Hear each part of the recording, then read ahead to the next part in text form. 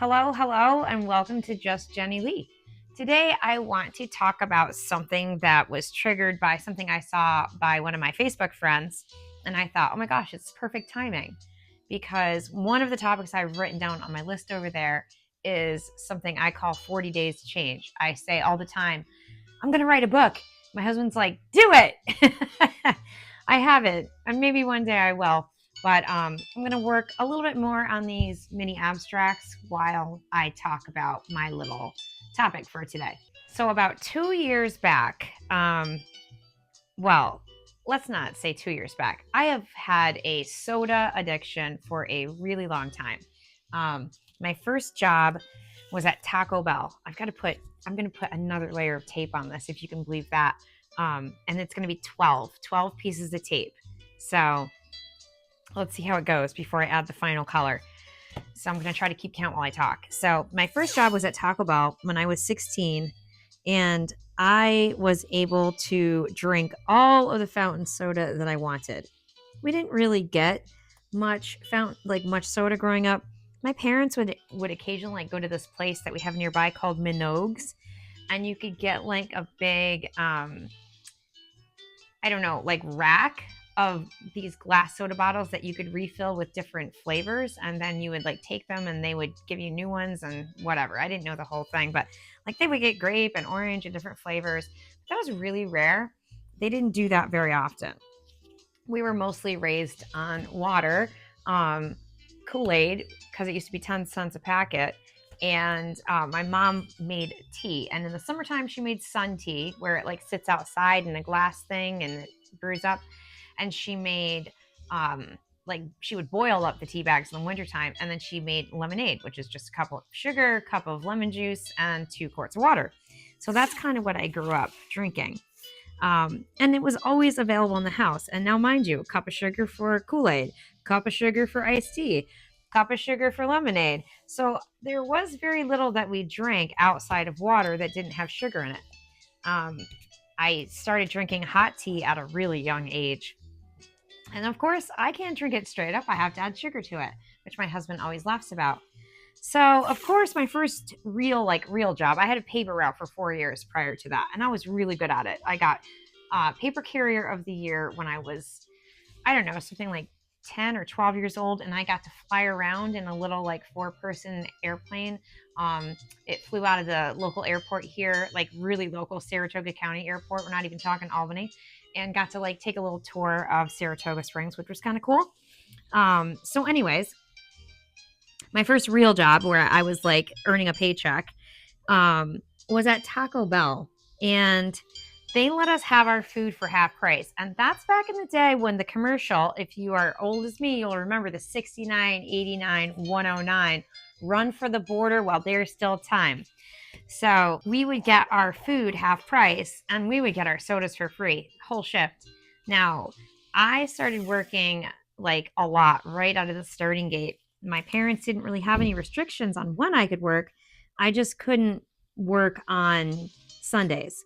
So I worked basically every single day after school, Monday through Friday, and all day Saturdays. So you work in this very hot, very fast-paced, very energizing and energetic, dynamic space. And I'll tell you, you start chugging the soda. It didn't even occur to me to drink water. I would just fill the big, huge 32-ounce up, and sometimes it was Mountain Dew, and other times it was Dr. Pepper, and other times it was a mixture. And that's what kept me going. But that quickly fueled a soda addiction that I developed and struggled with for years and years. Why do I tell you all this? Well, because then I started to battle my weight after I had Naomi, and I got up to be 200 pounds, which on a 5-foot frame is a decent amount of weight on a little body. And so I was having back problems, and I was having depression, and I was just having a lot of stuff go on. And of course, the doctors were encouraging me to consider antidepressants and stuff like that for postpartum. So that only packed on more pounds. And it didn't occur to me. It didn't occur to me to change how I was eating, just eating all the comfort foods I grew up eating and drinking all the soda that I wanted to drink, until at some point after Naomi was born, about a year after she was born, I got on the scale, I saw that number 200, and I was like, oh my goodness, that's more than my husband weighed when I met him. And it kind of startled me. He's 6 feet tall and weighed about, I don't know, probably 180 pounds when I met him in high school. So I was just kind of startled by that number. And it started a, I don't know, 5-ish year long journey of losing about 80 pounds. And I fluctuate, now between 120 and 130, kind of just consistently without really trying. That's just kind of where I land now. Now that was way back. I started that journey in 2001. It took till about 2006, 7 to really actually lose all those 80 pounds. I did it just non-surgically, just with change of eating for the most part. I'm not a big fan of exercise. I still hate exercise. But one thing I always struggled with was drinking water. It was such a battle for me. I couldn't do it. Even just the last couple years, and I'm almost 50. So, I am 50 now. I can't say I'm almost 50 now. I'm 50 now. Let's just deal with it. I'm going to come to terms with it. So anyways, now that I'm 50, I was coming up on 50 and I was worried about my health. My husband was worried about my constant low blood sugar crashes that would hit me every day to the point where I couldn't even really get out of bed in the mornings. I still have incredible vertigo in the mornings, which is part of my issue with getting up, but that has nothing to do with, the blood sugar issues. At least I don't know. I don't think so. Maybe it does. If you've heard of that, then I guess you can leave me a comment and let me know. But I don't know about, it wasn't 2 years ago, was it? A couple of years ago. I'm starting to lose track of time. But a couple of years ago, I felt led to do a 40-day fast of anything, like any type of liquid, consumable liquid that had any sugar in it at all. Anything other than water, basically, is what I was going to stick with. And I felt like this was going to be an impossibility. Now, I only bring up this 40-day thing because what my friend on Facebook mentioned was the concept of Lent, which is something I have never really paid attention to. I know it's very important to Catholics, and I think that's actually like really admirable. I think that Christians, a lot of times, at least I have found it to be the case that, a lot of times it seems like fasting becomes sort of optional, or people will fast, different things or whatever. But this type of fast that I was pursuing was really, it was really like for my life, being heavy and having really bad low blood sugar and then losing weight, but still having those things still sets you up for future medical issues. And my husband was just really concerned about it. And so when I felt led to do this 40-day fast, I thought, there's no way. Like, I wouldn't be able to make it a week. Come on. When I lost the weight, I would indulge in different kinds of diet drinks. I would do like Crystal Light, and I liked diet root beer, and I liked Fresca, and I would add Splenda to all of my tea, which I would still drink. And so I started to lose weight because I wasn't drinking as many calories. Now, once I lost all the weight, now, this is no hate or no shame on anybody who consumes any of those products, but once I lost all the weight, I started to feel uncomfortable with maybe the idea that some of those products aren't really the most healthy for you. And I started to want to actually just maybe stick to natural sugar if I was going to have anything at all. So I would try to drink water, and I would try to add fruit to it. For years and years, I sent my daughter off to school with like a water bottle filled with all kinds of fruit. They used to make like water bottles with like infusers in them, and you could like stuff it full of fruit or whatever. And I would make them for us daily, trying to, in an attempt to encourage me to drink water. Now, she can drink water anywhere, anytime, any temperature. She doesn't care. She loves water so much. But I wasn't like that. I'm so grateful I didn't give her soda or Kool-Aid or any kind of juice or anything when she was little. She just had water, and she loves it to this day. And so I was like, I want that. I want that for myself. So, anyways, over the last, I don't know, decade, I would let myself have all kinds of things. Like, oh, like I've got a root beer behind me right now. Not gonna lie, I still will indulge. Um, we love Stewart's root beer. They do make some of the best root beer. So, anyways, yeah, and my husband thought that was a nice thing to bring home for Valentine's Day because he knows the way to my heart is through root beer that I love. So, anyways, a couple years ago, I decided that I would do this 40-day, no sugar in my drinks fast. And I was like, this is going to end badly. There's no way this can end well. There's no way. And would you believe it? I stuck it out. And I only drank water for those 40 days. Now, I was buying, at this point, it wasn't as bad as when I was doing the fruit infused waters because those took a lot of fruit, and I would buy like blueberries and raspberries and strawberries and all this stuff and freshly squeezed into this, or not squeezed, but like added and like kind of mashed up a little bit every day. But it's labor intensive and it's time consuming. And so then I discovered just bags of limes. Bags of limes, they work great. Add them to the water. I could down it really well. But even that, you have to deal with the limes and the rind. It gets like really potent if it's hanging out in your water for any length of time. But by the end of those 40 days, I was shocked because my taste buds had changed so drastically. And I was so surprised. I really struggled to do any of the it takes 21 days to form a habit type things, but I knew that it would take some kind of diligence to form a habit. Back in my graduate education, I took a self-care class, and we were supposed to commit to one good habit. One. It could be as simple as you wanted it to be. It didn't matter what it was. One good habit. I have to count these. 1, 2, 3, 4, 5, 6, 7, 8. I got 4 more to do. And so I chose, it's going to sound ridiculous, I chose making my bed. Some people chose drink more water. I was like, no, I can't do that. I chose making my bed.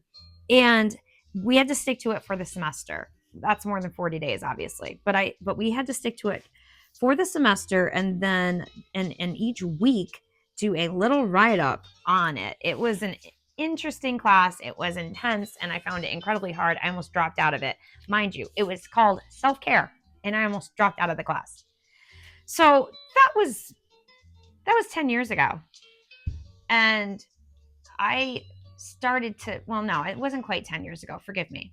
It was probably more like 8 years ago, but that's neither here nor there. Once I was done with that class, I'll tell you what, I rarely do not make my bed. I have to be unwell and thinking to myself, I might want to climb back into it. And if it's made, I probably won't give myself that gift. And so I'll leave it unmade on purpose in order to make it like more inviting for me to be willing to go lay down, because I just don't ever do it. So there was something in me that was like, okay, the psychology of the 21-day thing doesn't really work. I feel like a lot of people will try to do that and it won't work. Or they'll try the January 1st thing and it doesn't work. I don't think it matters when you start. I think the longevity of it matters. So anyways, back to the water.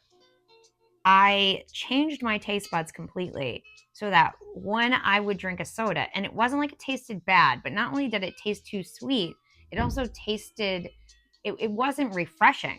It didn't it didn't quench my thirst. I felt more parched afterwards. I was like, when can I finish this so that I can drink my water? So during that time, I discovered these True Lime packets, and I'm not like trying to push a product on you, but I do love them, and I think they have been so helpful in me finding the ability to drink water. And the reason why water is hard for me to drink is I have a ton of fillings in my teeth, and water just tastes bad to me.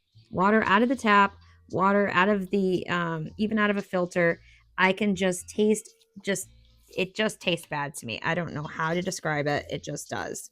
And so I discovered these True Lime packets, which kind of took the place of the limes that I was buying in the store. It's just basically concentrated little crystallized lime, which is now what I drink. Every once in a while, I buy one of these as a treat. I thin it down with water, half and half water and tea. I add actually one of the lime packets to it, and then I'll have like 2 bottles of tea. But I buy these rarely. And then I just reuse, recycle, reuse, recycle. And I have the ability now to drink water anywhere I go and any temperature, and any water I can add to the bottle. I just pull out a lime packet no matter where I'm at. I just carry them with me and I can drink water. So I was thinking about my friend there, Maria's post, and she mentioned that she wanted to give, for the next 40 days instead of necessarily fast.